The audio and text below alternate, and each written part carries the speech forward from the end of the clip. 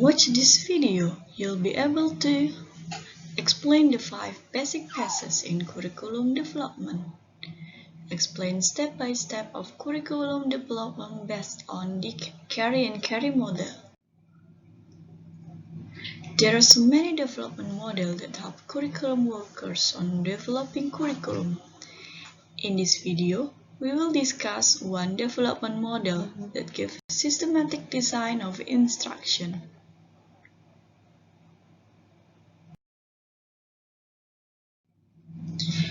Dick, carry, and carry model was one of the system-based models.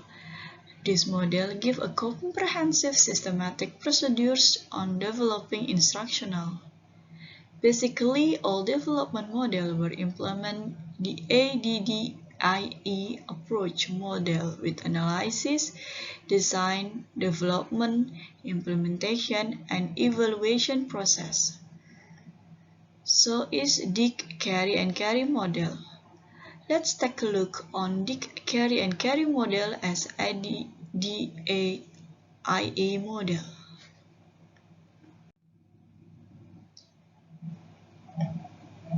The first three of Dick, carry, and carry model was focused on analysis process. The first step in the model is to determine what new information and skills you want the learners to have mastered when they have completed your instruction expressed as goal. The instructional goal may be derived from a list of goals, from a performance analysis, from need assessment, from practical experience with learning difficulties of students, from the analysis of people who are doing a job, or from some other requirement for new instruction. After you have identified the instructional goal, you determine step by step what people are doing when they perform that goal, as well as look at sub-skills needed for complete mastery of the goal. The final step in the instructional analysis process is to determine what skills, knowledge, and attitude, known as entry skills, are needed by learners to be successful in the new instruction.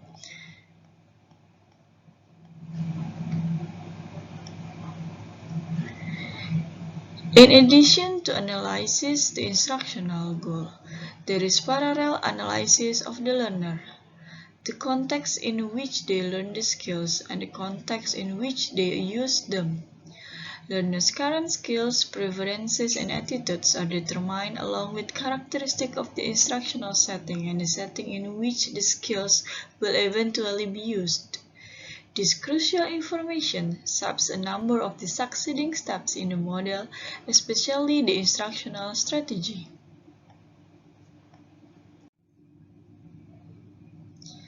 As for design process, there are 3 steps in Dick and carry model that include on design process. First, write performance objective. Based on the instructional analysis and the description of entry skills, you write specific statements of what learners will be able to do when they complete the instruction. These statements derive from the skills identified in the instructional analysis. Identify the skills to be learned, the condition under which the skills will be demonstrated, and the criteria for successful performance. Based on the objective you have written, you develop assessment. There are parallel to and that measure the learner's ability to perform what you described in the objectives.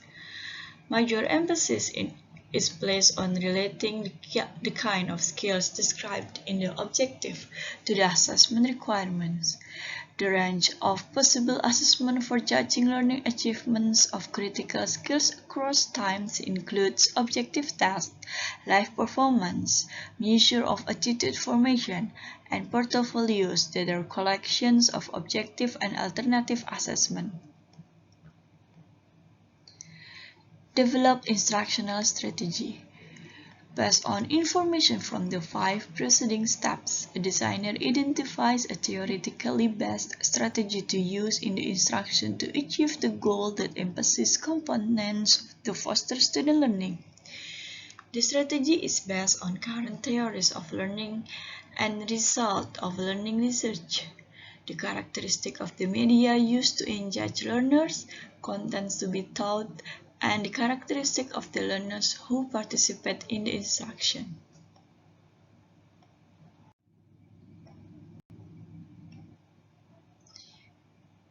On the development process, the Carey and Carey suggest to conduct development and selection of instructional materials.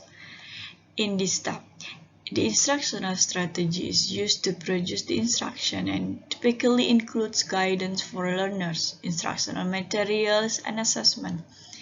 In using the terms instructional materials, we include all forms of instruction such as instructor's guide, student reading list, PowerPoint presentation, case studies, video, podcast, computer-based multimedia formats, and web pages for distance learning. The decision to develop original materials depends on the types of learning outcomes, the availability of existing relevant materials, and the developmental resources available to you. Criteria for selecting from among existing materials are also provided.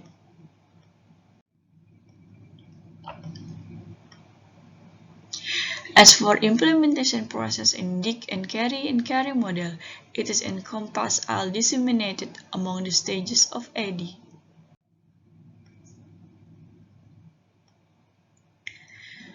The last two models of Dick, Carey, and Carey was focused on evaluation process, design and conduct formative evaluation, and summative evaluation.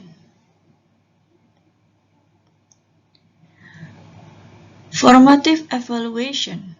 Following completion of draft of the instruction, a series of evaluation is conducted to collect data used to identify problems with the instruction or opportunities to make the instruction better. Called formative because its purpose is to help create and improve instructional process and product. The three types of formative evaluation are referred to as one-to-one evaluation, small group evaluation, and field trip evaluation, each of which provides the designer with a different set of information that can be used to improve instruction.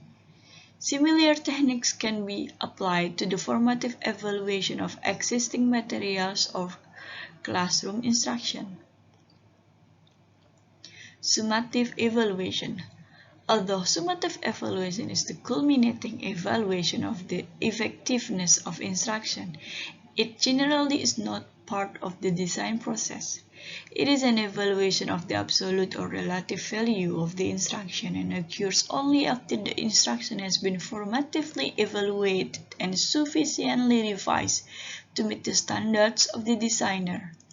Because summative evaluation is usually not conducted by the designer of instruction but instead by an independent evaluator, this component is not considered an integral part of the instructional design process per se.